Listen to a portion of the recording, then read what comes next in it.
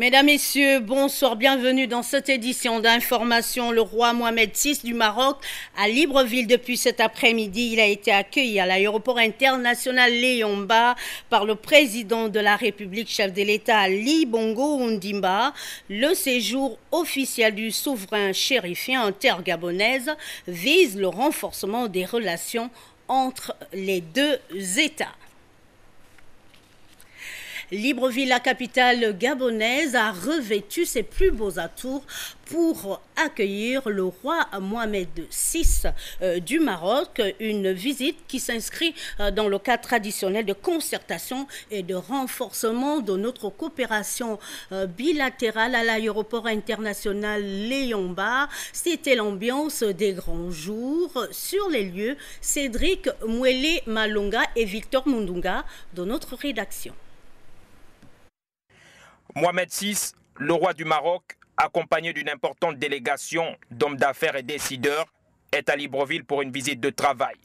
Celle-ci s'inscrit dans le prolongement de sa tournée interafricaine entamée à Dakar au Sénégal.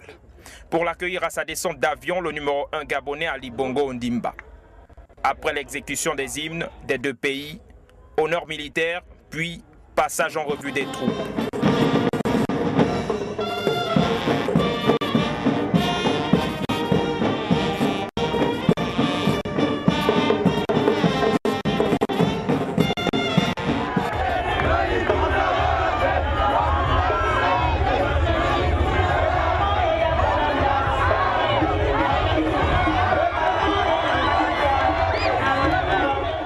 Les populations gabonaises et la communauté marocaine venues en masse ont réservé à leur hôte un accueil des plus chaleureux.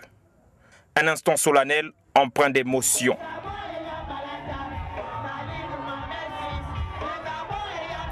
Dans la capitale gabonaise, outre le tête-à-tête avec le président de la République et la signature d'une série de conventions, le souverain marocain s'entretiendra également avec plusieurs hautes personnalités du pays. C'est la 4e visite officielle qu'effectue Sa Majesté Mohamed VI en terre gabonaise, mais surtout la première du genre depuis l'accession d'Ali Bongo Ondimba à la magistrature suprême. La dernière rencontre entre les deux hommes remonte en 2010 et c'était à Tanger au Maroc. On peut donc dire que ce voyage du souverain marocain aux allures exceptionnelles vient ici insuffler une nouvelle dynamique à cette coopération vieille de plusieurs décennies. Depuis l'aéroport international Léon-Mba, Cédric Mouélé Malonga et Victor Mundunga. Merci Cédric pour toutes ces précisions. La Direction générale du protocole d'État porte à la connaissance des personnalités conviées au dîner initialement prévu le lundi 25 mars 2013 à l'occasion de la visite officielle de Sa Majesté Mohamed VI, roi du Maroc, que celui-ci est reporté au mardi 26 mars 2013 à 19h30. Toujours dans le même registre, les populations sont venues nombreuses accueillir le roi Mohamed VI à l'aéroport international Léon-Mba. Ce dernier a communié avec cette foule en liesse. Le récit des faits avec Patrick Zogobekale. Par cet accueil chaleureux au souverain chérifien, la jeunesse gabonaise, ici massée au boulevard de l'Indépendance et place la cathédrale Sainte-Marie de Libreville, tenait à marquer son adhésion à la volonté du président Ali Bongo Ondimba de porter à un palier supérieur le volume des investissements privés marocains au Gabon par le biais de nouvelles conventions et protocoles additionnels devant être paraphiés à l'issue de la présente visite officielle du souverain marocain. Nous avons acquis ces valeurs-là d'hospitalité. Nous sommes heureux d'accueillir le roi du Maroc parce que le Maroc, c'est un pays frère. Je pense que nous, nos éléments et tous les groupes de danse ont essayé de faire au mieux. C'est quand même le roi du Maroc. On l'adore. Le Gabon, c'est chez lui. Comme aussi les Gabonais au Maroc sont chez eux. Je viens d'arriver au Gabon, c'est la première fois. Et ce que j'ai vu là, c'était magnifique, magnifique. Et je suis sûr que les citoyens marocains, s'ils verront ça, ils vont dire que le Gabon, c'est nos frères. Nous sommes très contents de rencontrer le roi Mohamed VI. C'est pour cela que vous voyez tout le long du bord de mer, il y a les artistes et tout. Parce que si les artistes n'étaient pas contents, ils ne seraient pas venus. C'est le show, c'est sur le show, on a fait le show, c'est tout ce qu'on pouvait donner aux Marocains. Le show gabonais, voilà. Il fallait qu'on leur présente que nous aussi, on sait accueillir les gens au niveau du Gabon. Par le geste, le rythme, des symboles et des représentations fortes, la jeunesse gabonaise, ici parée aux couleurs de l'amitié maroco-gabonaise, tenait aussi à saluer à travers Sa Majesté Mohamed VI et Ali Bongo Ondimba, son président, les dignes héritiers et continuateurs d'un axe stratégique Rabat-Libreville, déjà ponctué par des investissements de plus de 500 millions de dollars au bénéfice du Gabon. Une autre actualité concerne la 30e session ordinaire des ministres de l'Association des producteurs de pétrole africains. Les assises de Libreville permettront de passer au crible les dossiers soumis par le comité des experts relatifs aux activités du secrétariat exécutif et du Fonds APA pour la coopération technique, travaux présidés par le Premier ministre chef du gouvernement Raymond Ndong Simon, présent de Jean-Augustin Ndiengui et Victor Mundunga de notre rédaction.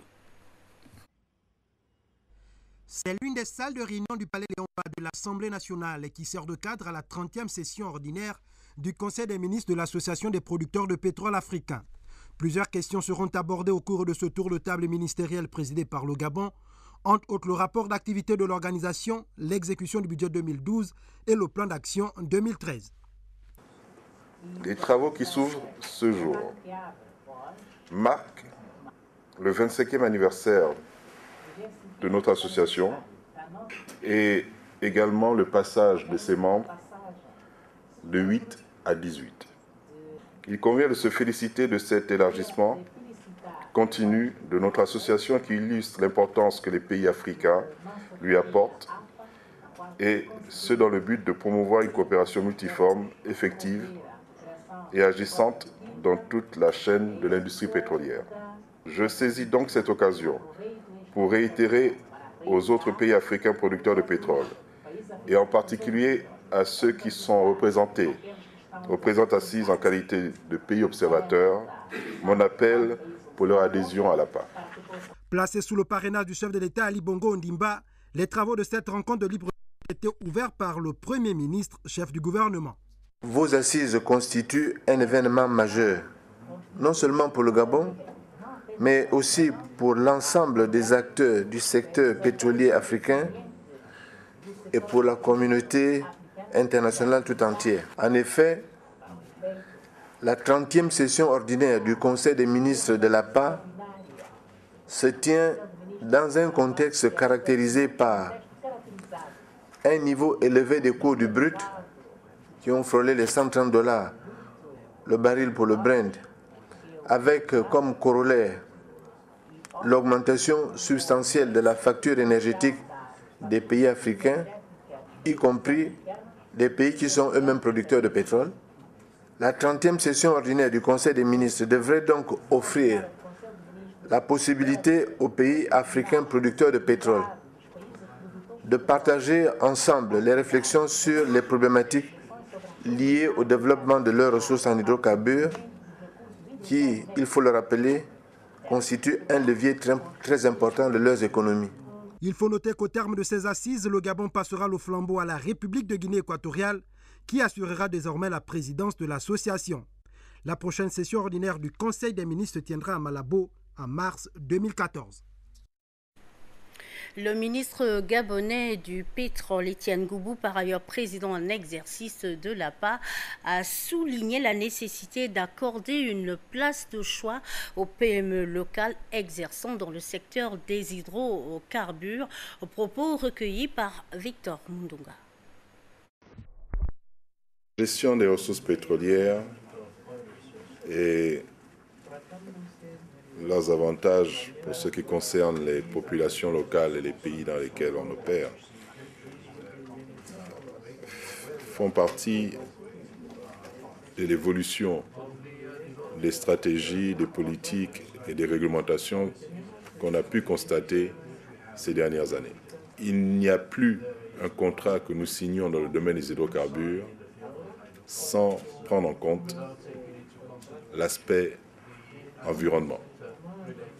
Quand nous parlons d'environnement, il faut savoir qu'au cœur de l'environnement se situe l'homme. Pour ce qui est du Gabon, par exemple, que le secteur des hydrocarbures porte toute l'activité parcs nationaux et protection de l'environnement.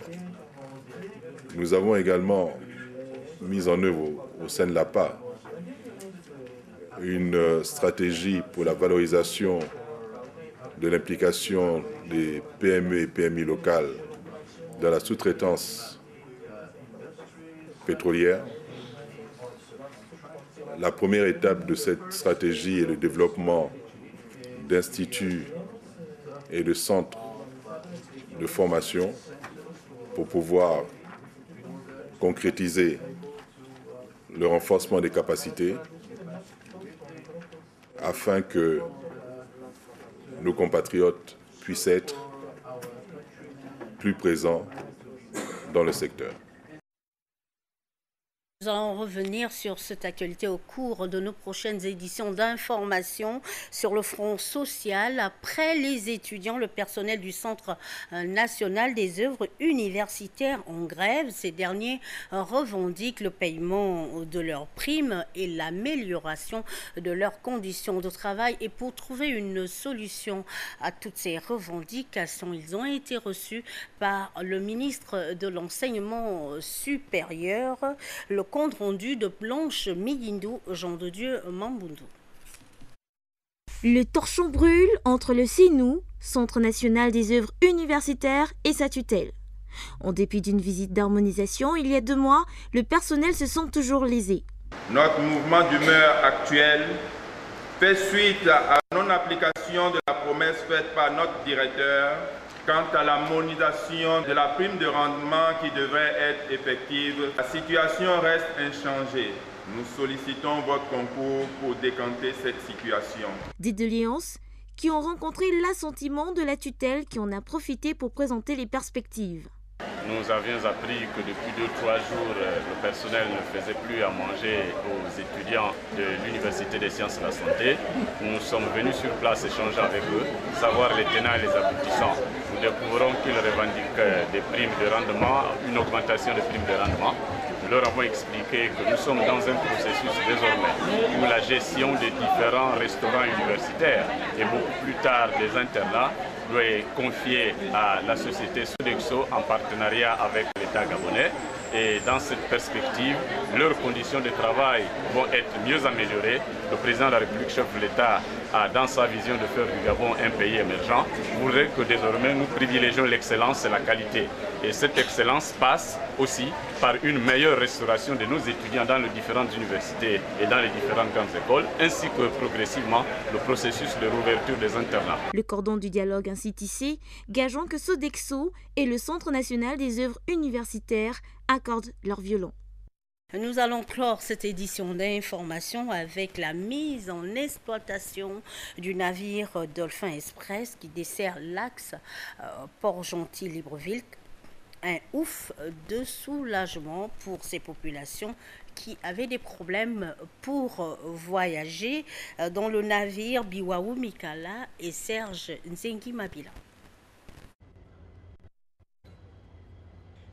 Mais on peut rallier Port-Gentil, capitale économique, par voie maritime en 3 heures de temps à un prix compétitif de 26 000 francs CFA. Ce gain de temps considérable et la clientèle qui voyage de manière confortable sont à mettre à l'actif de Sonaga, Société nationale de navigation, qui s'est dotée de navires de type catamaran. La cérémonie officielle d'inauguration et de mise en exploitation de Dolphin Express a réuni les autorités administratives locales, municipales et le directeur général de la marine marchande qui a fait le déplacement. L'arrivée de ce bateau constitue un ouf de soulagement. Ce troisième navire vient augmenter la capacité de transport de personnes et de marchandises grâce à la dynamique impulsée par les plus hautes autorités de la République. Nous venons de bénéficier de tout l'appui des autorités gabonaises, en tête desquelles son Excellence Ali Bongo Ondimba, président de la République, chef de l'État, son Premier ministre, Raymond Ndong Sima, son ministre des Transports et l'ensemble de son gouvernement dans sa politique de Gabon émergent, ne cessent de manifester leur intérêt à promouvoir les PME-PMI gabonaises. Le Dolphin Express a une longueur de 41,57 m, une largeur de 11 mètres, d'un tirant d'eau d'1,2 m, d'une capacité de 340 places et d'une puissance de 2 fois 2600 chevaux MTU. Merci pour votre attention. À demain, 20h.